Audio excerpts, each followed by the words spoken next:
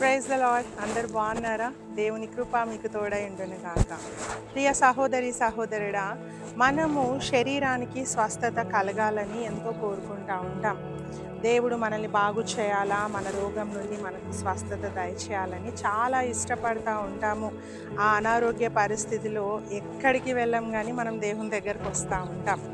అయితే దేవుడు మన శరీరమును స్వస్థపరచాలంటే మొట్టమొదటిగా మన ఆత్మ స్వస్థపరచబడాలి, మన హృదయము స్వస్థపరచబడాలి. హృదయం మారితే మన యొక్క తప్పిదములను మనం ఒప్పుకొని పశ్చాత్తాపడి దేవుని సన్నిధిలో విడిచిపెడితే, హృదయం మారితే తప్పకుండా నీ శరీరానికి స్వస్థత వస్తుంది అని ప్రభువు చెప్తా ఉన్నాడు.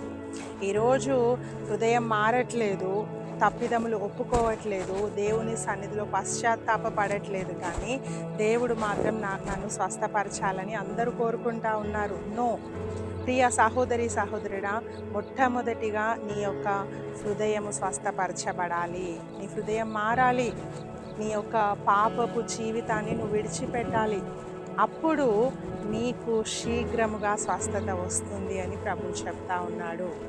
రక్తస్రావ రోగముతో ఒక స్త్రీ 12 సంవత్సరముల నుంచి బాధపడతా ఉంది. పరిశుద్ధ గ్రంథంలో చూస్తే ఆమె ఎన్నో వైద్యుల దగ్గరికి వెళ్ళిందంట, ఎంతో ధనాన్ని ఖర్చు చేసుకుంది. అందరూ ఆమెను వదిలిపెట్టేశారు, ఆమెను ఒక అపవిత్రమైన స్త్రీగా చూస్తూ ఉన్నారు. ఆమెకు శరీరం అంతా, తన శరీరం నుండి బ్లడ్ అంతా కోల్పోయింది. భయంకరమైన స్మెల్తో ఆమె నడుస్తూ ఉంది. అందరూ ఆమెను చీ అంటా ఉన్నారు, అందరూ ఆమెను వదిలి వెళ్ళిపోయారు. అటువంటి పరిస్థితిలో ఆమె ఏమనుకుందంటే, నేను యేసు ప్రభువు వస్త్రపు చెంగును ముట్టుకుంటే నేను బాగుపడతాను.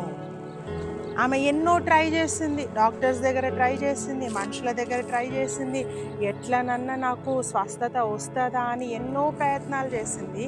కానీ చివరికి ఆమె ఏమనుకుందంటే, దేవుని యొక్క యేసు ప్రభు యొక్క వస్త్రపు చెంగుని ముట్టుకోవాలా, నేను ముట్టుకుంటే బాగుపడతానని ఆమె నమ్మింది.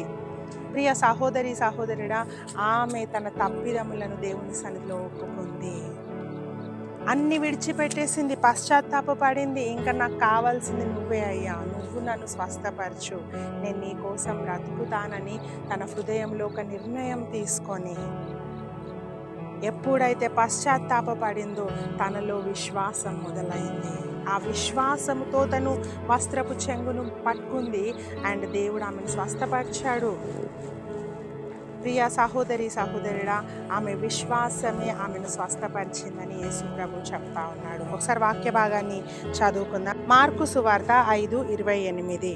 ఆమె యేసును గూర్చి విని, నేను ఆయన వస్త్రములు మాత్రము ముట్టిన బాగుపడుదుననుకొని జన సమూహములో ఆయన వెనుకకు వచ్చి ఆయన వస్త్రమును ముట్టెను. హల్లెలూయా.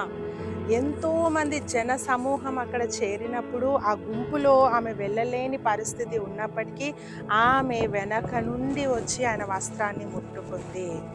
అప్పుడే ఆమె యొక్క రక్తము ధార కట్టెను అని వాక్యం చెప్తా ఉంది.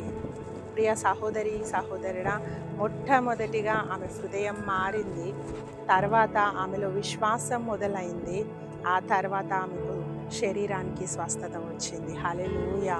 ఇది ఒక ప్రాసెస్ అండి. ఈరోజు నీ జీవితంలో అనారోగ్యంతో బాధపడతా ఉన్నావా, రోగంతో బాధపడతా ఉన్నావా, రుగ్మతలతో బాధపడతా ఉన్నావా, ఇంకా ఎవ్వరూ నన్ను స్వస్థపరచలేరని అనుకుంటా ఉన్నావా, ఏ ట్యాబ్లెట్ కూడా నన్ను స్వస్థపరచట్లేదు అని అనుకుంటా ఉన్నావా, అయితే మొట్టమొదటిగా నీ హృదయం స్వస్థపరచబడాలి. నీ తప్పిదములను దేవుని సన్నిధిలో ఒప్పుకోవాలి.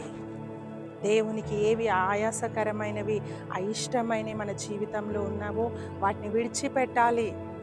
అప్పుడు నీ లోపల పశ్చాత్తాపం మొదలవుతుంది, అప్పుడు నీలో విశ్వాసం మొదలవుతుంది.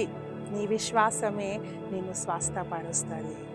శీఘ్రముగా స్వస్థత నీ వద్దకు వస్తుంది. ఇంకా లేట్ చేయడు ప్రభువు నీ జీవితంలో, త్వరగా నిన్ను స్వస్థపరుస్తాడు. అయితే నీ హృదయాన్ని మార్చుకో, నీ పద్ధతులు మార్చుకో, నీ ప్రవర్తన మార్చుకో, నీ మాటలు మార్చుకో. దేవునికి ఇష్టమైన కుమార్తెగా, కుమారునిగా ఈ లోకంలో బ్రతుకు. నిన్ను దేవుడు సంపూర్ణంగా స్వస్థపరుస్తాడు. తిరిగి నూతనమైన శరీరమును, నూతనమైన అవయవాలను, నూతనమైన జీవంతో నిన్ను నింపుతాడు. అట్టి కృప దేవుడు మీ అందరికీ దయచేయుగాక. God bless you.